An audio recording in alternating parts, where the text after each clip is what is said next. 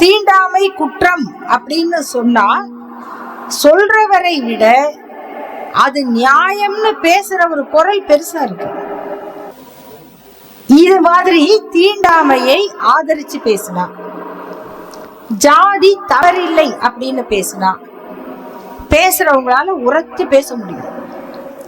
நீங்க ரிசர்வேஷன் இந்த இன்ஸ்டிடியூஷன்ல இம்ப்ளிமெண்ட் பண்ணல அப்படின்னு நம்ம ஒரு வழக்கு போட்டா நீதிமன்றத்துல நம்ம குரல் ஒலிப்பதை விட இந்த இடத்துல எக்ஸஸா ரிசர்வேஷன் கொடுக்குறாங்க, இதை கேன்சல் பண்ணுங்க, இடபிள்யூஎஸ் கொண்டு வாங்க, தமிழ்நாட்டில் இதை இம்ப்ளிமெண்ட் பண்ணுங்கன்னு கேஸ் போட்டா அதுக்கு பேசுற வழக்கறிஞர் ரொம்ப கெத்தா பேச முடியும்.